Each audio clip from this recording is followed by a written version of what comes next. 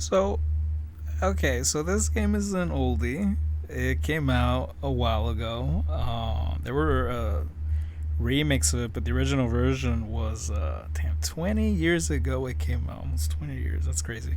Okay, so I just recently played this game again, and I gotta say, it brought back a lot of memories because this game was very new for Nintendo. It wasn't your typical Nintendo game. It was particular. It was different. It wasn't your usual, your usual, like, I mean, like, friendly, welcoming. No, no, it was the opposite of that, but in a good way. In a good way, because it was basically this game has a lot of references to movies. Has a lot of in short story, it's a squirrel who gets drunk and then just passes out, and then he has to find his way back home.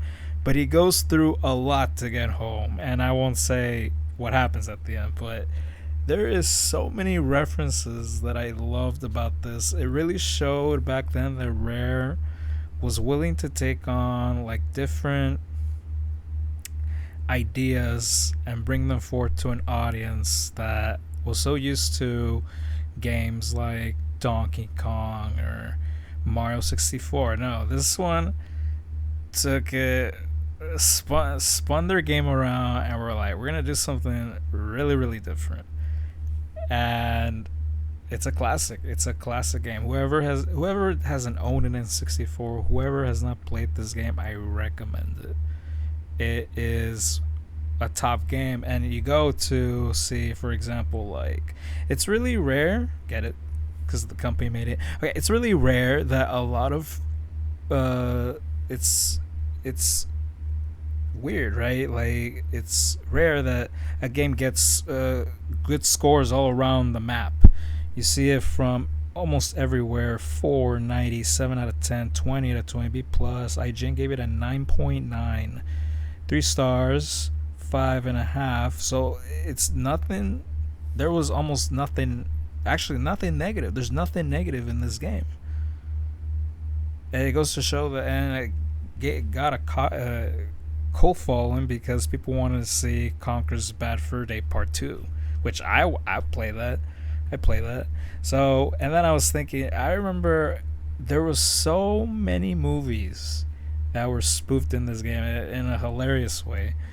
And one of my favorite ones was, there's so many, but one of my favorite ones was A Clockwork Orange. I had not seen that movie since this. I barely saw it this year. It came out in the 70s, and yeah, it's watch. I would say watch it when you don't have food in your stomach, because it's pretty gruesome. It's pretty gruesome, and if you kind of get lightheaded by gore, I also recommend not to, because it goes really intense, especially from beginning to end. It's a really intense movie, but the beginning of this of the scene, it starts exactly the same way. I found it pretty cool.